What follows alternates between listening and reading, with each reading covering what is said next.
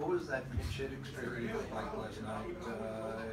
You were pretty locked in and hit the ball hard. Yeah, thankfully threw on slow. I don't think I had a chance otherwise. But you know, it's in the National League. You kind of are understanding of those situations as a starting pitcher. Sometimes those things come up. So you know, you run out of bench guys, especially when the game goes 17 innings or 18 innings. I don't even know how many innings it was last night. But you try to prepare as best you can, and obviously, you know, there's not a lot of pressure on you because they're not expecting much. So just try and put the ball in play. Far back on your left, game. Clayton, momentum might be kind of a false concept in the postseason, but just the way in which you guys won last night and the manner in which they had to expend so much and end up losing the game, how did that change the complexion of this series in the big picture? Well, you know, 2-1 compared to 3-0 is everything. You know, I think you know, 2-1 you're in the series. You know, and then 3-0 nobody's ever won in the World Series coming back from 3-0. So just from that part alone is huge. And then obviously when you play that long, you really want to win. You know, so it feels good to win that game. Max with a huge swing for us last night. You know, as far as the bullpens being taxed, you know, I think we're kind of in a similar position. You know, we have Richie on full rest, which is great, but you know, Nate saved their bullpen last night for the most part. So that you know, everybody pitched on their side except for Pomerantz, and everybody pitched on our side as well. So we're a little bit in the same position as far as that goes, just with you know, a fresh Rich going for us, which is huge for us. 2 goes behind. Tim? Clayton, after game 1, you said your slider lacked its optimal depth. Just wondering, is there any fix to be made from that? Video scrutiny, or just a matter of some nights you're not going to have it and you just plow forward?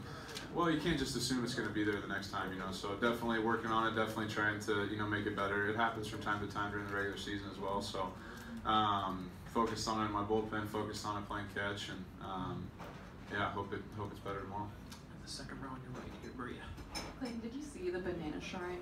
What was the what? The banana shrine? Shrine? No, I didn't see it. What Doge did? Yeah.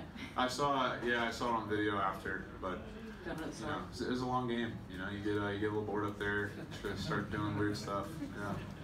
And all zero. Hey, Clayton, I know you've always been a guy who just sort of attacks each day, and I know a lot of people who know you will say that's what makes you so good. I'm wondering how much importance you've ever placed on the big picture in terms of your legacy, and maybe how people will define you for years, and how much importance you think there is in the start like tomorrow in terms of shaping what your legacy will be, and if that's anything you think about in terms of maybe eliminating some of the perception of you in the postseason or anything. How much you think about stuff like that? Very little. I don't really care about legacy. I don't really care about what people think of me or what people perceive of me.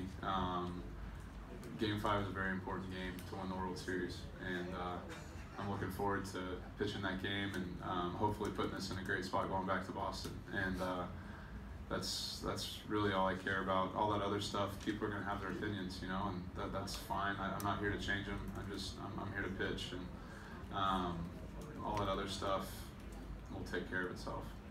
Third row, your left. Clayton, I want to ask you, a lot has been made during this series about the signs of their closer. He was tipping off his pitches supposedly, and it was told he was doing that. Is that something that you are ever concerned about? Is anyone ever watching you, like monitoring you, saying, seeing if you do anything relative to what type of pitch you throw? Is that a concern that pitchers have? I think everybody goes through it at some point in their careers. You know, I think you know, usually when you're younger, people can kind of pick you apart, and you know, over time figure out things. And same thing with me. I think when I was younger, I did some things like that and figured some stuff out, and you know, some guys helped me out with that. But you know, this series in particular, I mean, obviously there's stuff coming out about all sorts of ways to get signed. I mean, everybody's paranoid, so everybody's taking the necessary precautions, and yeah, so we're all aware of everything going on. Two more far back, Alex in the center. Clayton, you've now pitched in each of the World Series in 2 straight years. How difficult is it to maintain stuff? How difficult is just the physical challenge of pitching into a season that goes about 7 months? Yeah, it is a challenge for sure. You know, I think I think anybody will say playing baseball every day is a difficult thing to begin with. And then, in October you kind of get that rejuvenation of energy and the adrenaline just because the games are so meaningful and impactful. And you kind of hope that adrenaline kind of carries you through October. And I don't think that's changed for me. I think that's still the same. The second the season ends, you start feeling the aches and pains a little bit more. But we're all kind of running on adrenaline right now, for sure. And one last one? Nothing else? I'll finish up with Jeff right here. This is a little bit of a random one, but Brad Ausmus was your teammate a long time ago, his last couple of years. Yeah. Did you ever think he would be a manager? Yeah, I at that did. point? Yeah, Aus was awesome. One of my favorite teammates. I was, I think 2009 was my second year, maybe his last year, and he's 40, I'm 21. Not a lot to, he could have very easily blown me off, but really helped me out a lot. Had a lot of fun talking with him, and he obviously knows the game really well, and he just has that temperament, that demeanor. Obviously he's smart, but just everything else that goes along with being a manager. The Angels got a good guy, and I know he's going to be great for him over there.